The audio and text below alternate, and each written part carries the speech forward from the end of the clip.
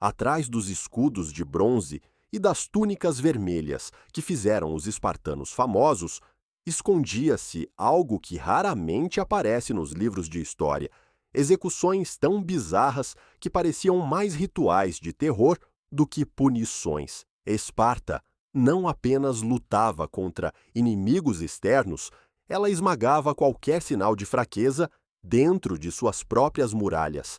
Enquanto em Atenas um covarde podia ser multado ou exilado, em Esparta a sentença era muito mais cruel: espancamentos coletivos até os ossos se partirem, corpos lançados em abismos ou dias inteiros de tortura diante de multidões que aprendiam desde crianças que a desobediência custava caro. Para os espartanos, a execução era uma arma política. Não se tratava apenas de matar. Tratava-se de transformar cada morte em um aviso. O corpo do condenado virava palco, o sofrimento dele uma lição, e o silêncio dos que assistiam um pacto de obediência. Plutarco escreveu que até outros gregos povos, acostumados à guerra, ficavam horrorizados. Ainda assim, Esparta sobreviveu por séculos, dominando uma população de escravos 10 vezes mais numerosa, como mantendo todos cidadãos e servos sob a sombra constante do medo. Este é o lado de Esparta que não aparece nos filmes de Hollywood. Ao longo deste vídeo, vamos atravessar o abismo do Monte Taygeto, onde recém-nascidos eram atirados, entrar nos templos, onde chicotes sagrados dilaceravam carne humana, e descer às masmorras subterrâneas, onde prisioneiros perdiam a sanidade antes da vida. Para entender por que os espartanos criaram métodos de execução tão bizarros, precisamos olhar para a Balwa, base de sua sociedade. Esparta não era apenas uma cidade-estado, era uma máquina militar construída para controlar uma população de escravos, os ilotas, que superava os cidadãos em 10 para 1. Essa desvantagem numérica alimentava uma paranoia constante. Se os dominados se rebelassem, o sistema inteiro desmoronaria. A resposta do Estado foi simples e brutal: moldar cada cidadão, desde o nascimento, para servir ao coletivo e esmagar qualquer sinal de desvio. Recém-nascidos eram inspecionados. Se apresentassem deformidades ou fraqueza, eram descartados no abismo do Monte Taygeto. Aqueles que sobreviviam entravam no Agogê, um programa de treinamento que não deixava espaço para individualidade. Ali, meninos eram ensinados a suportar dor, fome e humilhação. Mais do que soldados, tornavam-se peças de um corpo único, a falange espartana. Nesse contexto, a execução não era apenas punição, era engenharia social. Um covarde não ameaçava apenas sua própria honra, ele contaminava a confiança de todo o exército. Um escravo inteligente demais podia inspirar resistência. Uma transgressão religiosa podia atrair a ira dos deuses sobre a polis inteira. Em todos esses casos, a solução era a mesma: eliminar o perigo de forma exemplar, para que ninguém mais ousasse seguir o mesmo caminho. A religião reforçava esse ciclo. Os deuses que Esparta venerava eram associados à força, à guerra, à caça. Sacrifícios sangrentos não eram vistos como crueldade, mas como devoção. Assim, chicotear um homem até a morte diante do altar de Ártemis não era apenas castigo, era ritual sagrado. Lançar um traidor em um precipício não era apenas vingança, era purificação. O medo, portanto, não era um efeito colateral. Era o alicerce de Esparta. Cada execução, cada corpo exposto, cada grito, ecoando pelas montanhas, servia como tijolo nessa construção de obediência absoluta. E para manter essa ordem, os espartanos estavam dispostos a transformar até a morte em espetáculo. Na mentalidade espartana, não havia crime maior do que abandonar a posição na falange. Essa formação, na qual cada escudo protegia o homem ao lado, era o coração do exército. Se um soldado fugisse, não colocava em risco apenas a própria vida, mas abria uma brecha que podia destruir toda a linha. Covardia, portanto, não era uma falha individual, era traição ao corpo coletivo. O castigo era tão calculado quanto cruel. O acusado era levado diante de seus próprios companheiros de unidade. Não havia julgamento secreto nem espaço para desculpas. O soldado ajoelhava no centro de um círculo formado por aqueles que um dia confiaram nele. Sua armadura era retirada, suas armas tomadas. Restava-lhe apenas o peso do olhar de seus pares. A execução começava sem pressa. Cada guerreiro golpeava o condenado com o cabo da lança, não com a ponta de bronze que poderia dar uma morte rápida.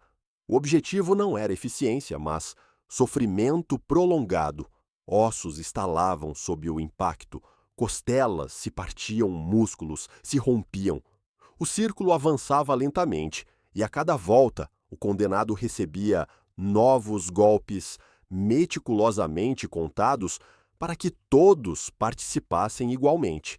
O silêncio era quebrado apenas pelos gritos de dor. E esses gritos eram essenciais, serviam de lição para cada jovem que assistia, lembrando que a falha de um homem podia custar a vida de todos. Não havia espaço para compaixão.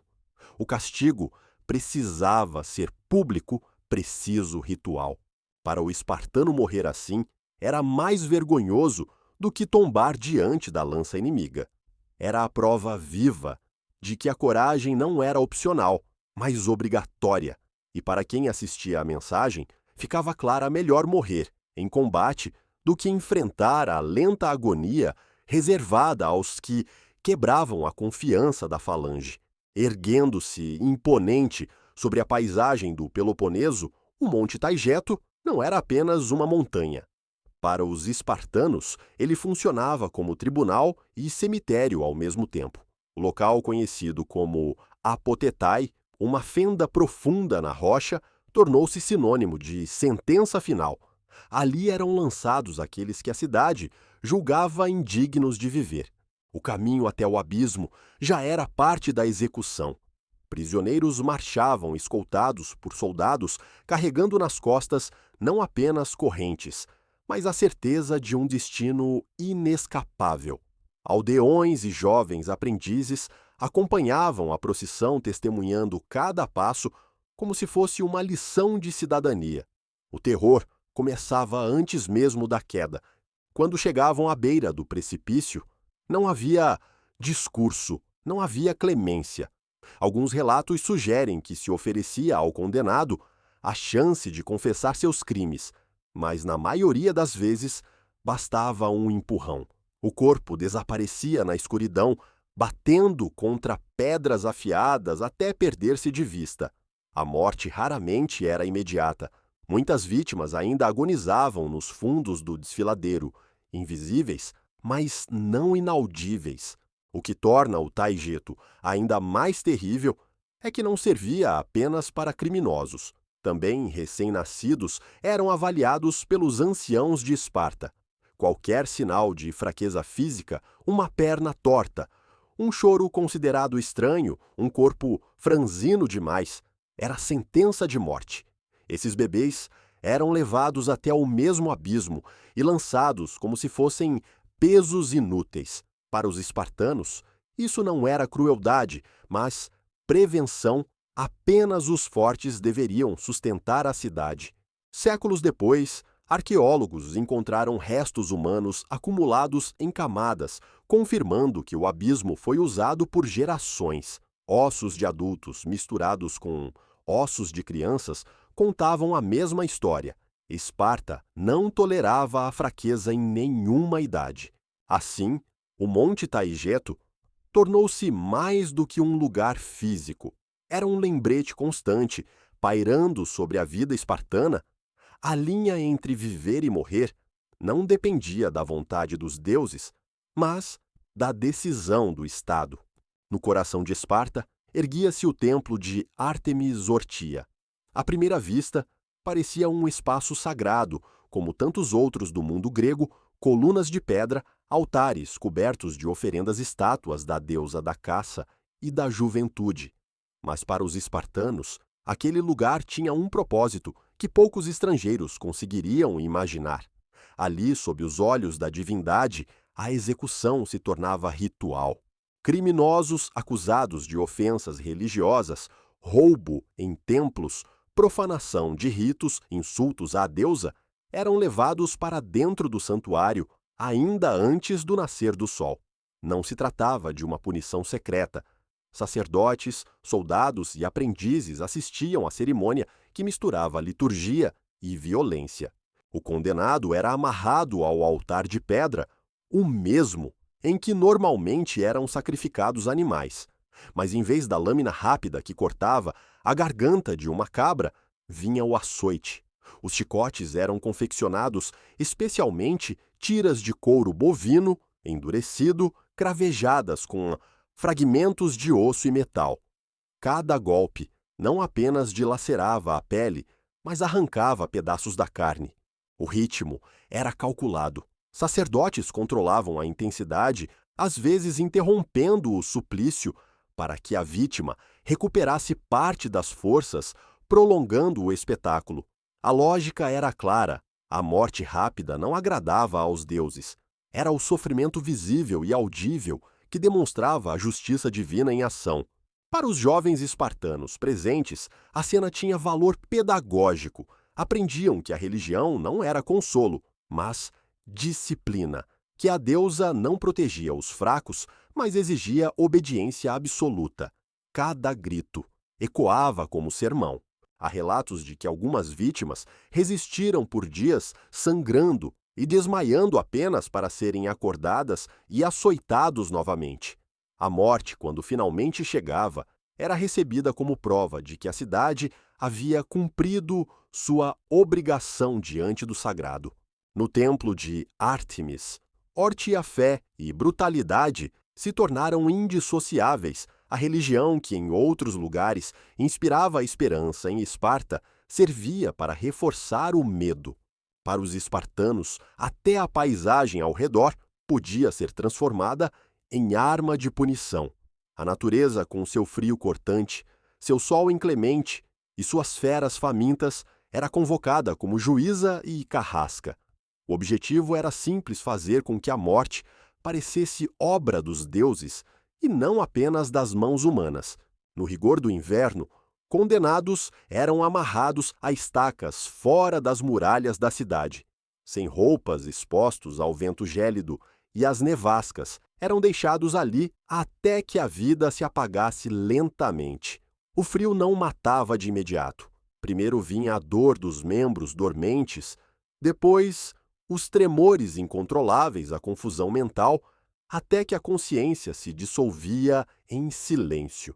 Quem passava pelas estradas via os corpos congelados como avisos mudos, lembrando que o castigo estava sempre à espreita.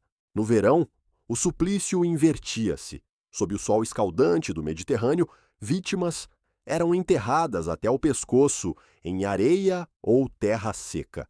O calor cozinhava a pele, a saliva desaparecia e a mente mergulhava em delírios. A agonia podia durar dias inteiros com o condenado implorando por uma morte que se recusava a chegar. Havia também execuções destinadas a alimentar o medo mais primal do homem, o medo de ser caçado. Condenados eram cobertos com mel ou sangue animal e deixados em áreas onde ursos-lobos ou cães selvagens rondavam. Às vezes, trilhas de cheiro eram preparadas para guiar as feras diretamente até a vítima. O ataque não era apenas previsível, era inevitável. Para os espectadores, a cena reforçava a ideia de que a própria natureza rejeitava os fracos e os culpados. Essas mortes tinham algo de teatral. Não bastava punir, era preciso dar ao castigo um ar de destino divino. Quem observava acreditava que não eram os espartanos que matavam, mas os deuses, servindo-se da terra do céu e dos animais. Assim, a brutalidade ganhava uma capa de sacralidade. Entre todos os castigos de Esparta, havia um que feria não apenas o corpo, mas a alma, o manto da vergonha. Para uma sociedade que vivia da honra e da reputação, ser marcado como covarde era uma sentença pior que a morte. O ritual começava de forma pública, como tudo em Esparta. O condenado era despido de suas vestes de cidadão e forçado a vestir uma túnica grotesca, costurada com retalhos coloridos, chamativa a ponto de torná-lo alvo imediato de zombaria. Chamavam-na de o manto do covarde. Só de vesti-lo, o homem já deixava de ser considerado espartano. A partir desse momento, tornava-se um pária, vagava pelas ruas sob os olhares de desprezo dos vizinhos. Crianças atiravam pedras e restos de comida, enquanto adultos cuspiam em sua direção. Amigos o evitavam, familiares o renegavam. Ele estava vivo, mas socialmente morto. Essa fase podia durar dias ou semanas. Era como se a cidade inteira participasse de uma execução lenta em que cada gesto de repulsa aprofundava o tormento. O objetivo não era apenas humilhar o indivíduo, mas transformar sua existência em um exemplo vivo do que significava falhar com Esparta. Quando finalmente chegava o momento da execução, o covarde era levado a uma praça pública. Ainda trajando o manto infame, recebia um único golpe de espada no coração. Um fim rápido, quase misericordioso, se comparado ao suplício psicológico que o antecedera. Para quem assistia à mensagem, era clara, a morte física podia ser suportável, mas a desonra corroía até o último resquício de identidade. Em Esparta, ser lembrado como covarde era pior que cair diante de 1000 inimigos. Assim, o manto da vergonha não era apenas uma roupa, era uma sentença social, uma marca indelével, que destruía o homem antes que a lâmina o alcançasse. Se a execução pública servia para espalhar o medo, as prisões subterrâneas de Esparta tinham outro propósito: quebrar o inimigo antes que a morte chegasse. Escondidas sob o solo, longe da luz do sol, essas câmaras eram projetadas não apenas para aprisionar, mas para destruir o corpo e a mente de quem nelas entrava. As celas eram estreitas, talhadas em pedra maciça. Muitas vezes o espaço era tão reduzido que o prisioneiro não conseguia deitar-se nem ficar completamente em pé. O desconforto não era acidental, era parte da estratégia. Dias e noites se confundiam, já que alguns eram mergulhados em escuridão total, enquanto outros ficavam sob uma iluminação fraca e constante que impedia o sono profundo. O ambiente fazia o resto.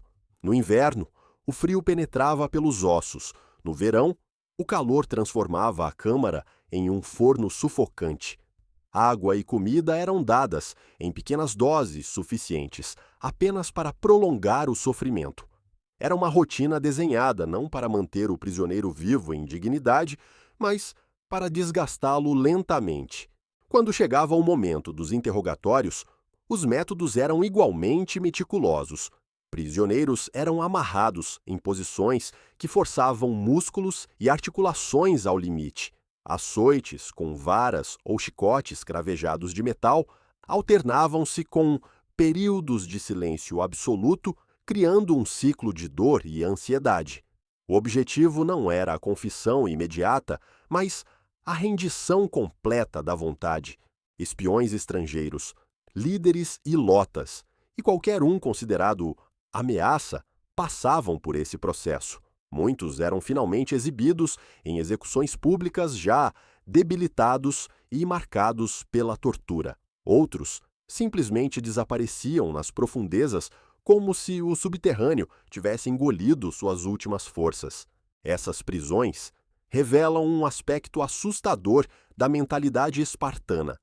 A violência não era apenas física, mas planejada como ciência. Era engenharia do medo, aplicada com a mesma disciplina que mantinha as formações militares no campo de batalha. Se havia algo que distinguia Esparta de todas as outras cidades-estado da Grécia, era a Cripteia, uma instituição secreta que transformava adolescentes em assassinos oficiais do Estado. Jovens espartanos, escolhidos entre os mais cruéis e disciplinados, recebiam uma missão que não tinha nada a ver com glória, em campo de batalha, caçar e matar ilotas, os escravos que sustentavam a economia da cidade. A lógica era simples e perversa. Os ilotas eram muito mais numerosos que os cidadãos. Para evitar revoltas, o governo precisava mantê-los constantemente aterrorizados. Assim, todos os anos, os éforos magistrados supremos de Esparta declaravam guerra aos ilotas. Com esse gesto ritual, qualquer assassinato cometido contra eles deixava de ser crime e passava a ser dever cívico. Na escuridão da noite, grupos de jovens da Cripteia se infiltravam nas aldeias. Escolhiam os ilotas mais fortes, mais inteligentes, mais carismáticos, justamente aqueles que poderiam inspirar resistência. Alguns eram estrangulados em silêncio, outros perseguidos como animais nas plantações e muitos mortos na frente de suas famílias para deixar uma mensagem clara: nenhum escravo estava seguro. O impacto psicológico era devastador. Os ilotas sabiam que podiam ser caçados a qualquer momento sem aviso, sem motivo aparente. Essa incerteza minava qualquer tentativa de organização coletiva. Ao mesmo tempo, os próprios jovens espartanos eram moldados pela experiência, aprendiam a matar sem hesitar, a ver seres humanos como alvos descartáveis. Mas a Cripteia não se limitava a assassinatos isolados. Periodicamente, Esparta realizava verdadeiros massacres em massa. Ilotas eram reunidos sob pretextos falsos, promessas de recompensa, trabalhos especiais até convocações de lealdade e ali exterminados de forma sistemática. Testemunhas antigas falam em milhares mortos em uma única onda de violência. A Cripteia mostra o lado mais frio da disciplina espartana. Não era apenas treino militar, mas engenharia social pelo medo. Ao eliminar os melhores entre os ilotas e traumatizar o restante, Esparta acreditava garantir sua sobrevivência. Na prática, condenava-se a uma dependência eterna da crueldade. Por séculos, Esparta sustentou sua fama de invencível. Seus soldados eram temidos, sua disciplina admirada, sua imagem cercada de mitos. Mas sob o brilho da armadura, havia rachaduras que o tempo não tardaria a expor. Um Estado que se apoiava em execuções bizarras, massacres calculados e humilhações públicas podia parecer forte por fora, mas era frágil por dentro. Cada ilota assassinado significava um trabalhador a menos para alimentar a cidade. Cada criança descartada no Taigeto era uma vida perdida, que poderia ter fortalecido a polis. Cada jovem condicionado pela Cripteia tornava-se adulto, capaz de obedecer cegamente, mas incapaz de inovar, criar ou questionar. A crueldade que manteve Esparta no poder também a condenou à estagnação. Enquanto Atenas florescia em arte e filosofia e comércio, Esparta permanecia fechada, isolada, repetindo o mesmo ciclo de disciplina e terror. A rigidez que a tornara temida no início a transformou em uma sociedade incapaz de se adaptar às mudanças do mundo grego. Quando as guerras mudaram de forma, quando a política exigiu diplomacia, quando o comércio passou a definir poder, Esparta não conseguiu acompanhar. O resultado foi inevitável. O Estado, que um dia havia dominado o Peloponeso, entrou em declínio, tornando-se sombra de si mesmo. Sua glória sobreviveu apenas como mito, e, ironicamente, um mito que apagou a escuridão de sua realidade cotidiana. O legado das execuções espartanas, porém, não deve ser esquecido. Ele nos lembra que o medo pode manter um povo em silêncio, mas nunca o torna verdadeiramente forte. Que a violência pode impor disciplina, mas cobra um preço alto em criatividade, humanidade e futuro.